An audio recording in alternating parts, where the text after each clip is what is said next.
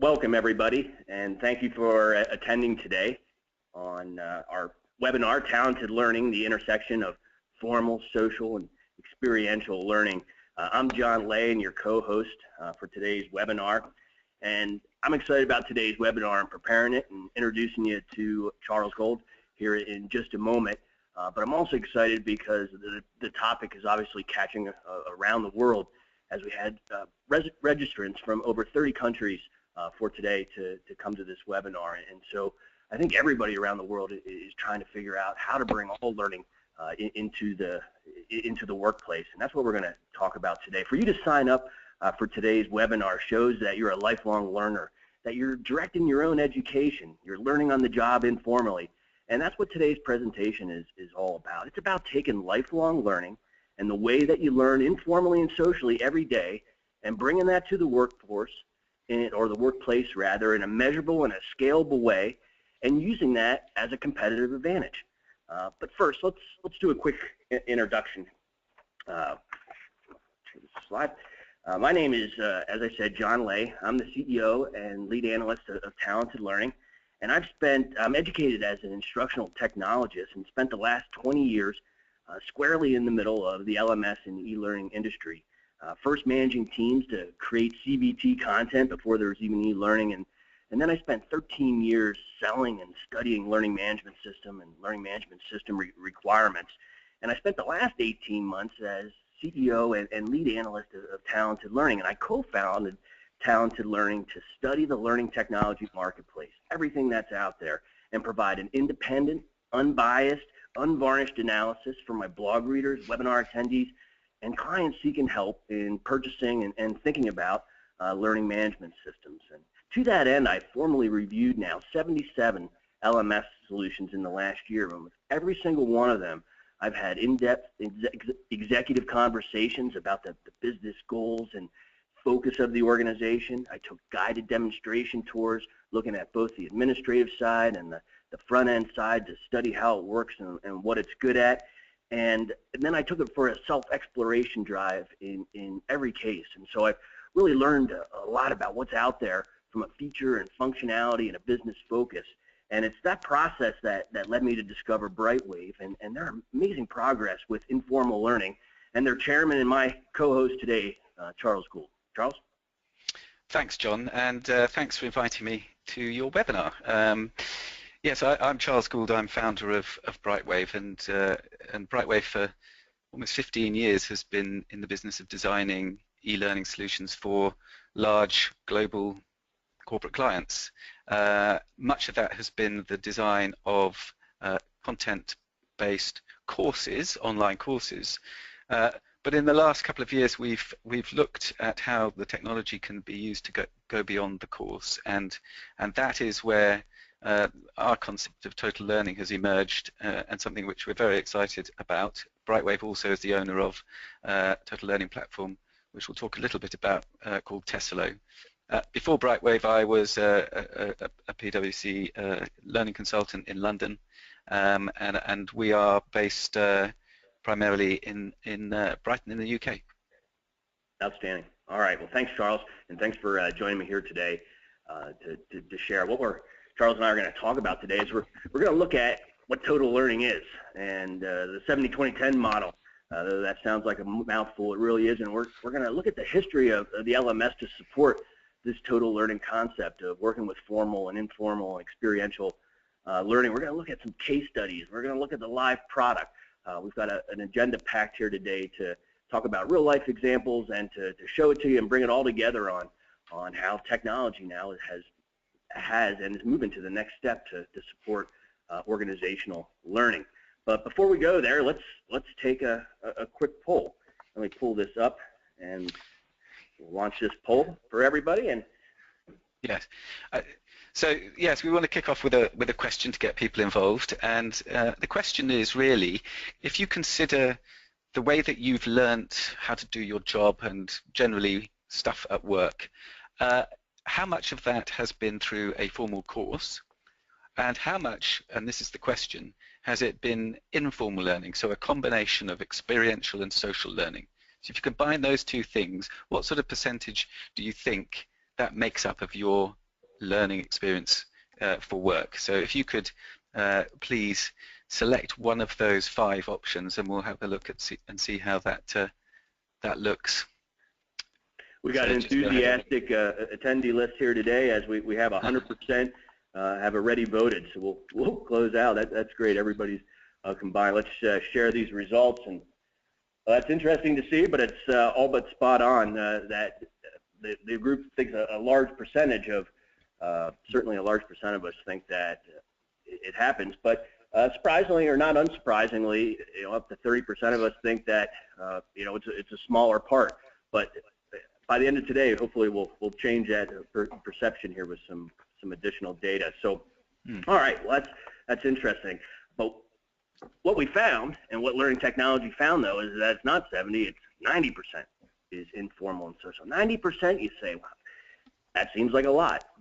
But let's take it apart. Let's think about it. And this isn't something Charles and I dreamed up. We're standing on the shoulders of giants here of in the education industry, of moving the industry along from a learning theory model, and people like Alan Trow in the 60s, and Morgan McCall from the Center of Creative Leadership in the 90s, and now Charles Jennings from Reuters, now independently here in the 2000s, have all been working on trying to determine how people learn in their real life.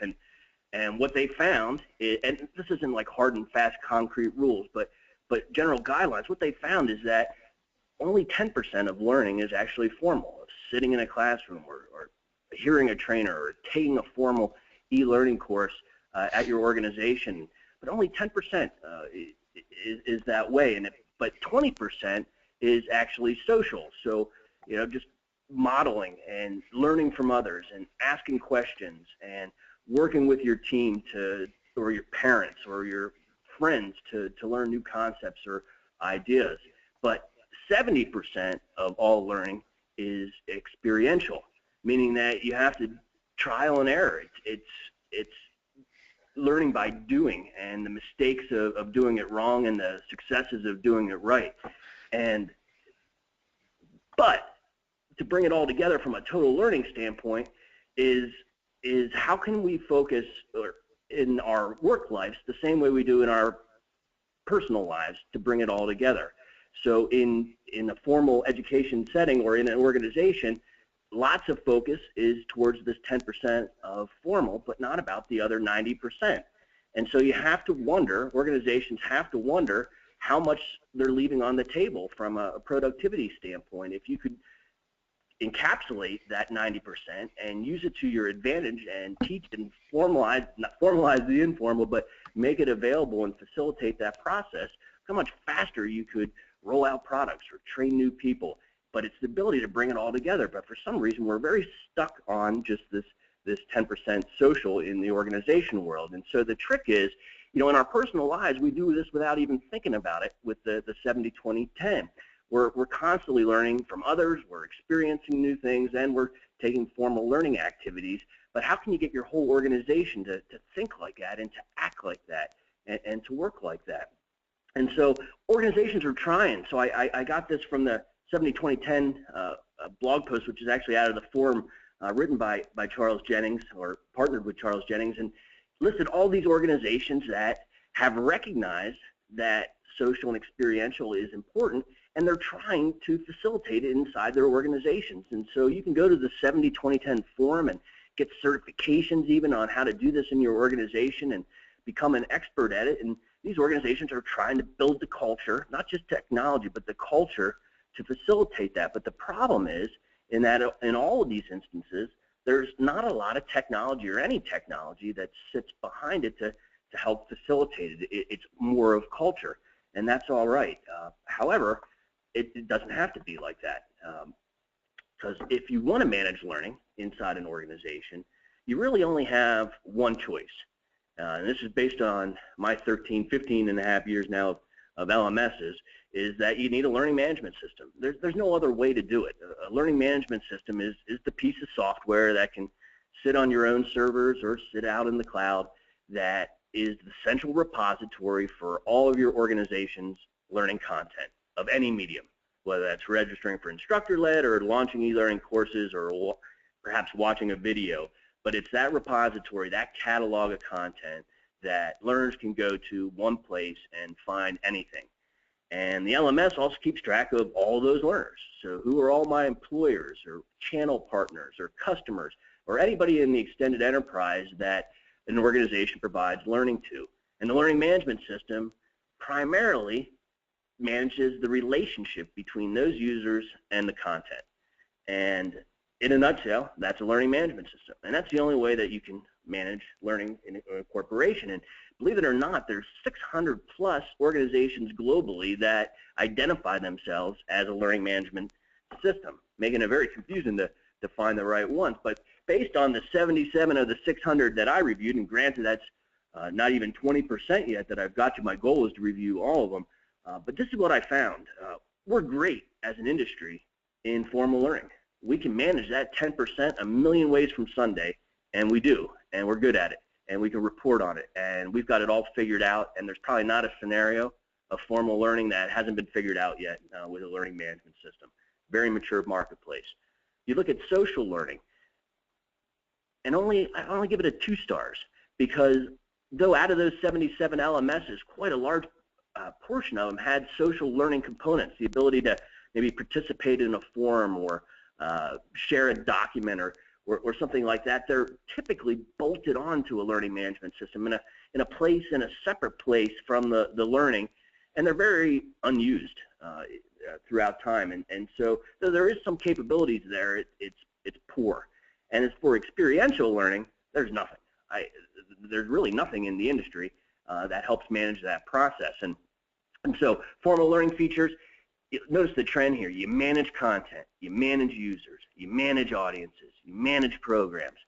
But it's hard to manage experiential learning and social learning. And so, LMSs are focused on the managing piece because it's measurable. That's why they're so good at formal learning. That's why they're 5 stars, because you can save organizations money through the automation of content, through the automation of training, and through the reuse of content, create once and deliver many times, and create to a high standard so that your e-learning is the best instructional piece of content that you have, and use it over the world time and time again. And you also save money through risk avoidance, and both of those are very measurable because you know what you spend on training before you implement a learning management system, and what you spend on content and trainers and airfare and facilities and lunches and all the things that you had to do to support live classroom, and you can measure the savings very easily. And so to sell learning management systems, which were traditionally very expensive, you had to measure well. And so everything was focused on this formal learning to sell it, make the business case, and have organizations buy it. But in the process, they really forgot about that other 90%. How do we support that? And it just got left behind. So let's look at each one of those pieces real quick of social and experiential, and we'll look at what's here now, and then we'll take some examples from the industry. And so what is social learning? People learn through observation and modeling. You do it from the time you're a baby, making eye contact. You do it to the day that you die. You're learning every day from others, and even from others watching TV that aren't there. And it doesn't have to be online. Every time we talk about social learning inside the industry now, it's always this concept that it has to be online, but the majority of social learning is not online. It's through your daily interactions. But social media is really what has brought this back to the forefront, because now that everybody is used to participating online in a social fashion in Facebook and LinkedIn and Twitter and tools like that, now it's easier, and the mind share is there to bring that into the learning platform. But the learning management industry could have been Facebook. We could have been the ones that had the multi-billion-dollar idea, and guess what? We did in learning management systems. We had coffee shops and discussion forums in LMSs 15 years ago when I first started working with them, and they were always inside. But what happened is that they couldn't get, everybody liked the idea of them, but they were too top-heavy. It was the admins in the organization that was responsible for populating the content inside the social forums, answering the questions, putting the thought leadership up there, and that's a hard thing to do. It's hard to come up with content, and it's hard to come up with a lot of content on a regular basis, without a doubt. It's almost a full-time job. And so what happened is that learners may have entered into these learning forums to, learn about sales processes or leadership, and then they discovered that there's no new comments, there's no new information in there, and then they stopped visiting, and the whole social learning collapsed under his weight. And so about 10 years ago or 5 years ago even, you never even heard vendors talking about social learning. And then social media restarted the discussion, and as it became more mainstream, it got re-entered. LMS vendors dusted off that capability and brought it back out. But as I mentioned before, it was bolted on. It was always in a different tab in a different place. And so the advanced features, or what organizations are doing now to push the envelope, is to bring social learning right into the core interface, that it's seamless with the formal learning, that it's just a part of the interface. You don't go to a different place. It is the place. And it's to combine that formal and social learning and to do things that we're familiar with in our real lives or in our personal lives, with news feeds and liking and words and things like that. So I'll take a breath there and pass it over to Charles here. He shows us some great example of how 3M and Brightwave and Tesla is doing that. Yeah, thanks, John. And no, I think you're right that social learning in the last few years has or even recently is really very much a bolt-on to a learning management system, or a bolt-on to an individual course, or even something that's just sort of separate, floating around. But how about if it was actually integrated into something where people go to for their formal learning and where they capture their own experiences? So you create almost an ecosystem of knowledge development, knowledge consumption, and knowledge sharing. And that's something that I'm just going to talk about briefly now in the context of one of our clients, 3M, the multinational conglomerate. And it was, as you can see on the screen here, this is what they've called their abrasives university, but it's a total learning system. Their abrasives division specializes in things like deburring and sanding and polishing, all sorts of products, huge industry. And this is an academy for their salespeople, some of their marketing people, and pre-sales technical people. And so they come here and they have access to a whole range of knowledge, but they also have access to their peers. So you can see the community section in the center of the screen is a very prominent part of this total learning system. So we move on to the next screen. And you can see what within that communities section, you begin to find a lot of the features that people are familiar with in using online social media, which almost all of us do. So the ability to share comments, share embedded links, to have threaded discussions, to like and rate things, to be members of different communities, perhaps topic-based communities or job role communities. So you can see here just an example of that, and the ability then to easily, share that knowledge and discuss the learning that's happening in that community. So if you move on to the next screen, you can extend that, and again, using many of the sort of conventions of social media that we're familiar with in other sites. So things like latest trending activity, what's the most popular content, and also who among your peers and colleagues are perhaps most active and the top contributors who might be willing to share more or are particular experts. So we're just touching on this, but I think the key point goes back to what you were saying, John, about social learning being separate. The key point is that social learning is a form of informal learning, if you like. It's something that we do instinctively all of the time, but it's not a separate activity, and therefore bringing it together with with content and other ways of sharing experiences, we think is the way that you can really exploit social learning properly. So I'll hand back to you now, John, to take us on to the next section. Great, thanks, Charles. Thanks. That's a great point. With it solves a lot of the challenges of 15 years ago by putting the content creation and sharing in the hands of the learners, and so it becomes such a more powerful tool now integrating this with learning that it ever was conceived 15 years ago on building this in, because it just makes it the solution and the content living and breathing and always growing, and makes it a place that learners want to come back to it. And so it really solves all those historical challenges by bringing these together in one seamless place. But what about the other piece? The other piece is experiential learning. That's a big word. It's the process whereby knowledge is created through transforming experiences. And that's by David Gould, who's another one of our giants here. We're standing on the shoulders of studying experiential learning and how it works. But anybody that's a scientist or remembers science from their school days will see this is not a whole lot different than the scientific method, but you actively do something, you experience it, you sit and you think back on the experience. For example, like hit record on a webinar, make sure you hit the button. You create a theory about why it happened, why something went well or poorly, and then you test out that theory, and you go through the process over and over again. In learning management systems, we don't support any of that from an industry standpoint, and we certainly don't support recording of that, or at least so far. Now it's coming. But here, let's take an example really quickly of this experiential learning. So I told you that I was a sales guy for learning management system, 2 learning management system providers over 13 years. I probably did, I can't even count, thousands of presentations, sales presentations over those years, online demonstrations, live demonstrations.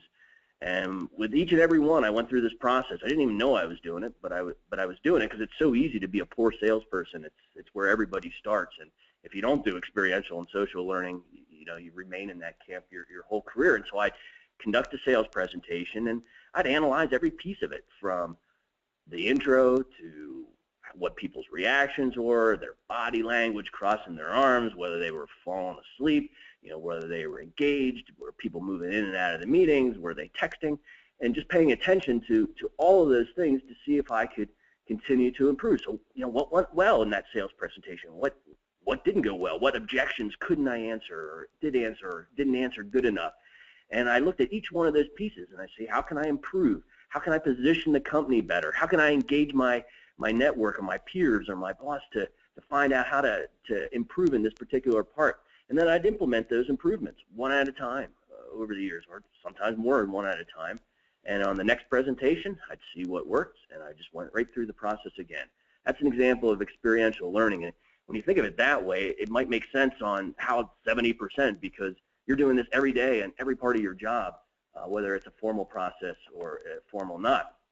So as I said, I went out to the industry and the 77 LMSs, and I wanted to see what all the experiential features are, and this is the slide I came up with, because until I ran into Charles, I hadn't seen any inside of LMSs. So Charles, tell me how you guys have approached this, and how you, out of anybody, have figured out how to bring experiential learning into the learning management system.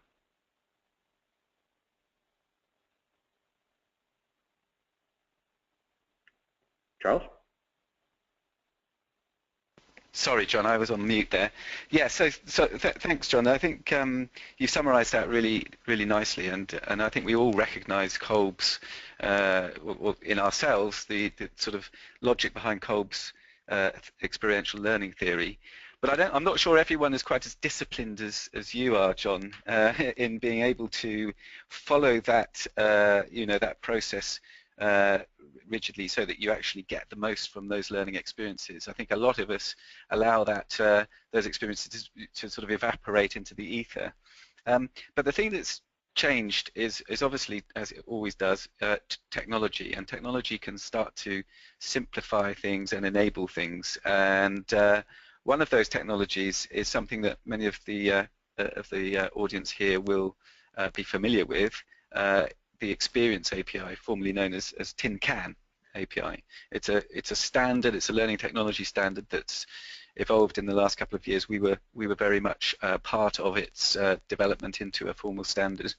And without getting too techy about it, essentially it allows for everyday learning experiences, wherever they may happen during our working day to be captured and codified so that it can be shared, tracked, recorded, and analyzed.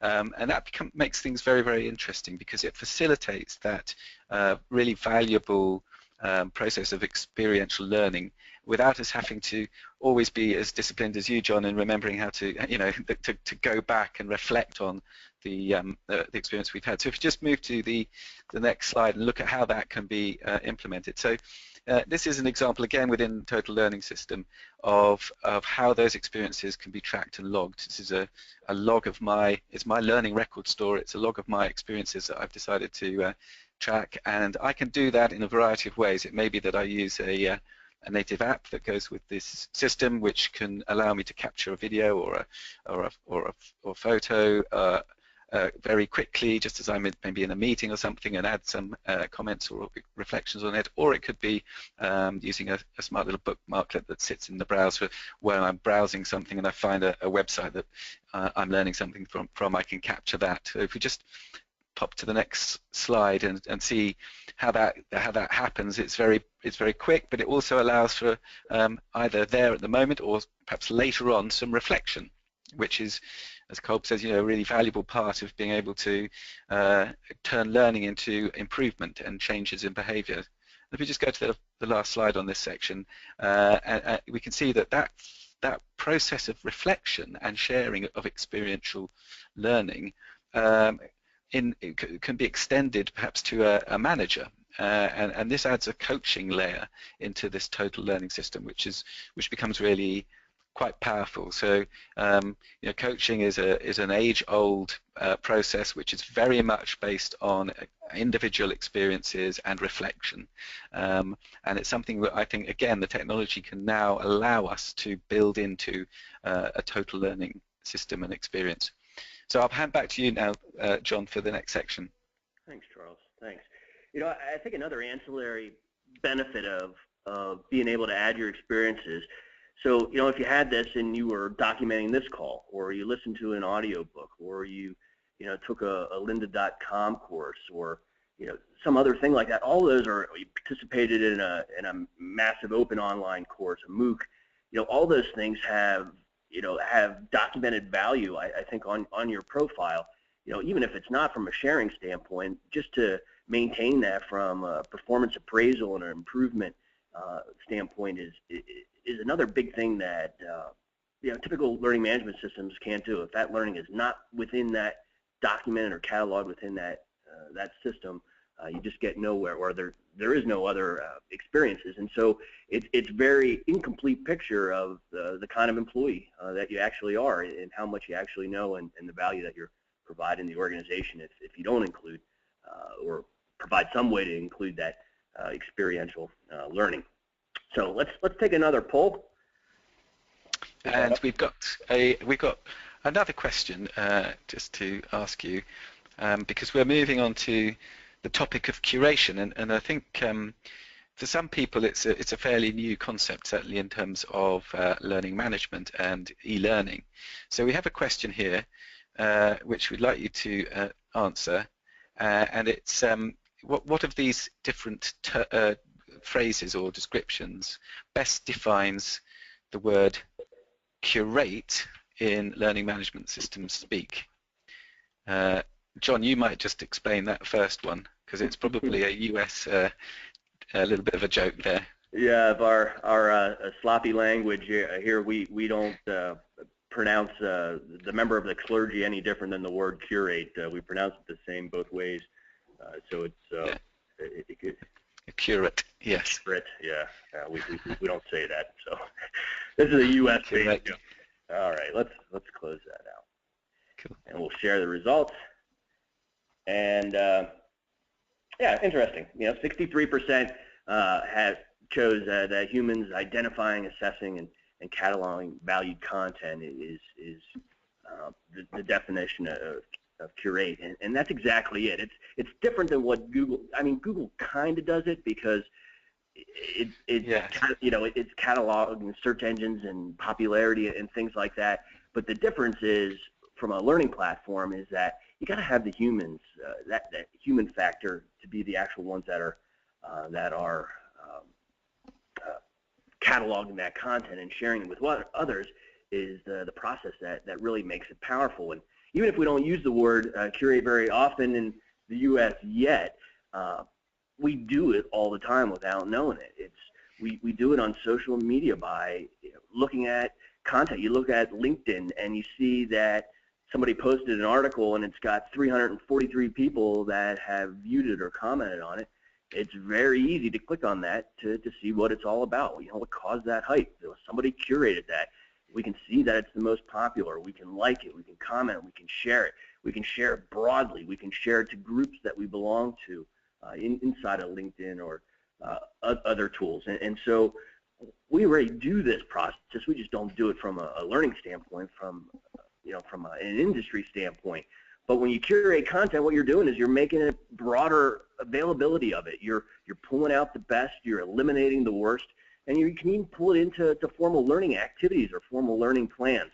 And a similar concept is when you're on iTunes or YouTube and you create a playlist and you create songs that you can go back to. Well, think about learning now, the capabilities of having a learning playlist, of a series of activities that were curated from all over the world, brought together in a path that new employees take or new customers can take.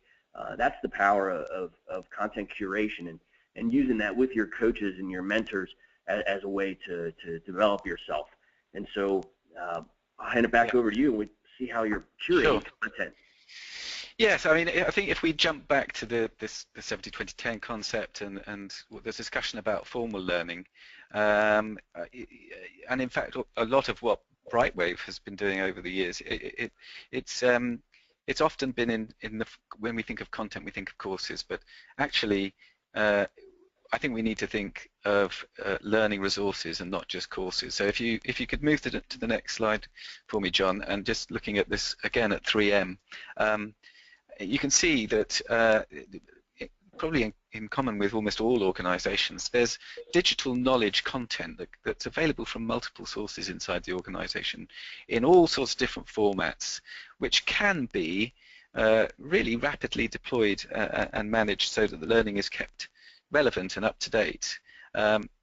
I think almost all large organizations have a wealth of digital knowledge that's sitting there and indeed perhaps produced on a daily basis. So you can think of all sorts of things such as technical information, product knowledge, marketing collateral, sales data, all sorts of things. They don't need to be turned into an expensive course, which may take some time to develop. With the right curation tools and indeed the human intervention to some extent, then that content can be filtered and contextualized and made available very quickly to a particular community of interest so that it's really relevant and helps them to learn. If you just move on to the next slide, you can even begin to think of curating knowledge straight out of the social learning area. So here's an example of where the total learning system allows something that a curator has seen in a discussion and recognizes that as being something that should be made more widely available and more formal as a content learning resource. So and if you just there's another slide that just finishes that one up actually, John, if you just move on, which just shows how that kind of curation tool can be used inside a system like this. So I guess again the point here is formal learning, yes, there's still a real place for the design of a course where there's a consistent pathway or route through something that everyone needs to know, but part of informal learning can be also the curation of dynamic learning resources. So and I think what we're going to do now actually, John, is that you're going to share or allow me to take over the screen so that we can look at how actually all these things can be brought together.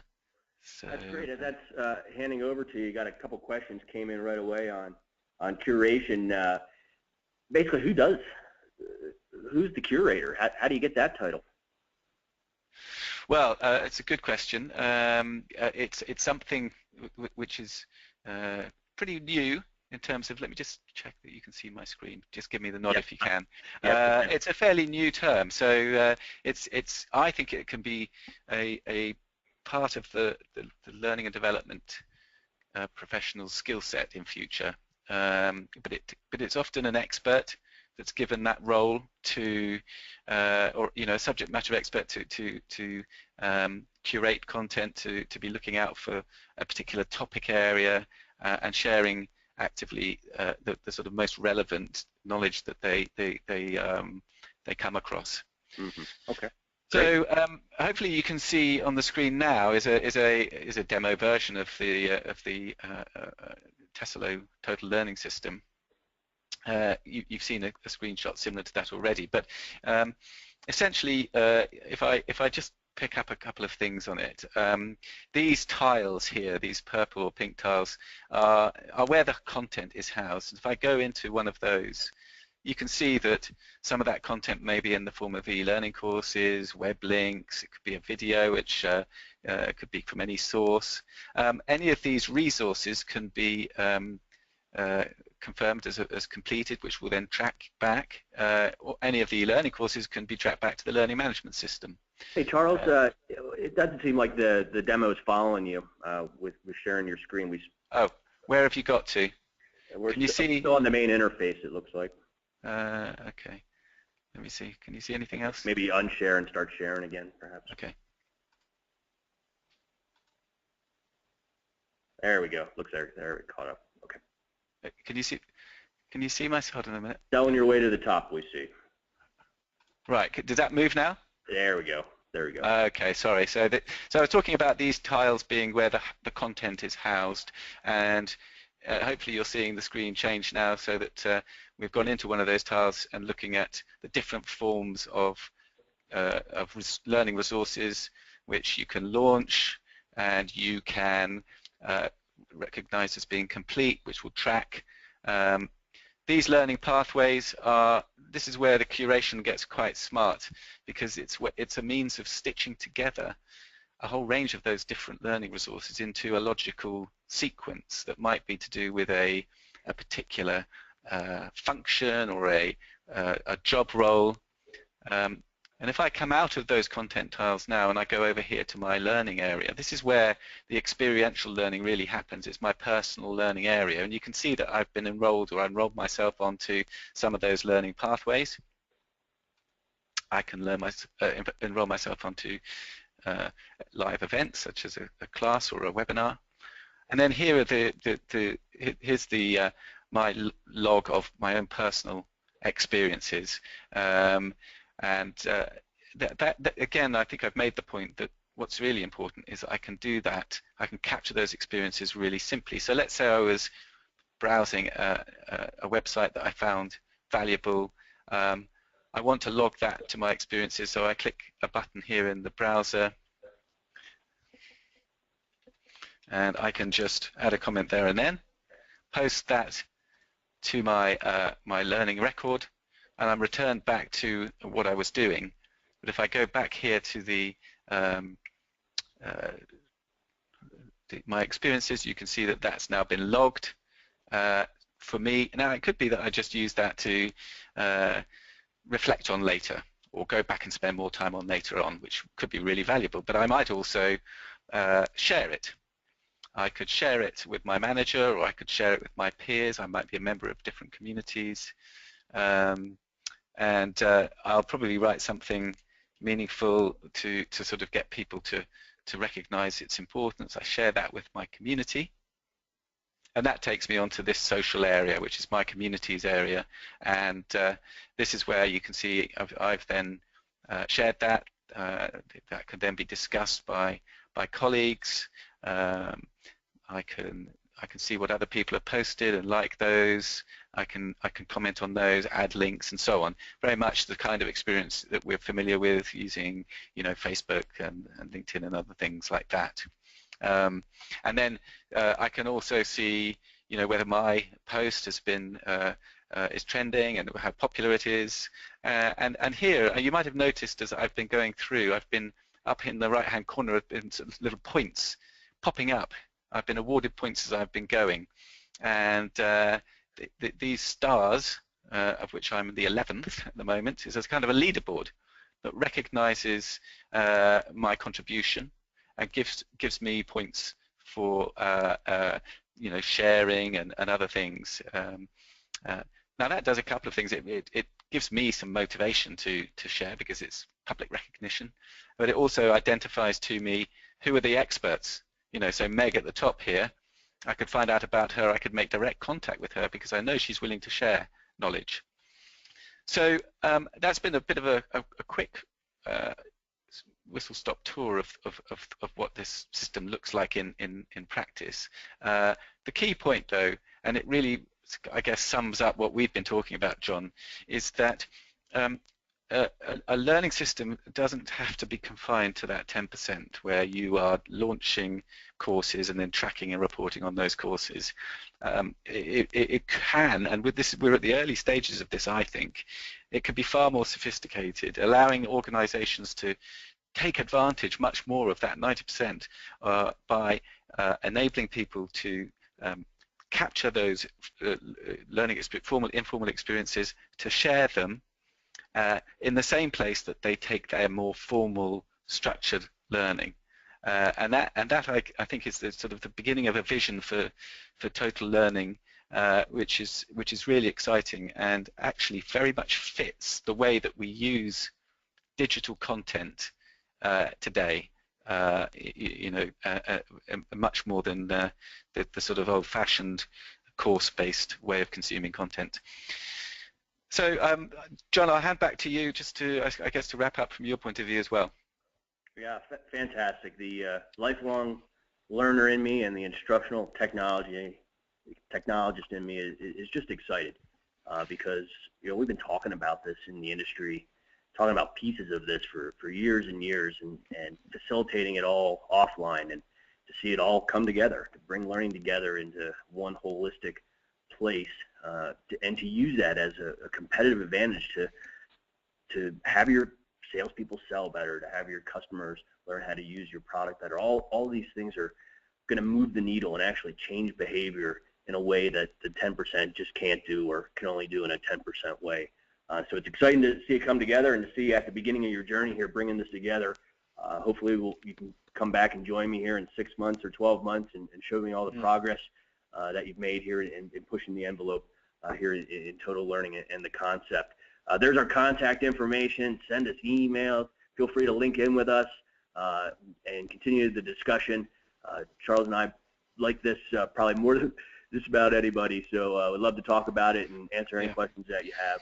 And we thank you for attending from all corners of the world today. It's our honor to host you, and we hope you found the session valuable. So with that, we'll sign off. Thank you very much for attending. Have a great day. Thank you. Thanks, John.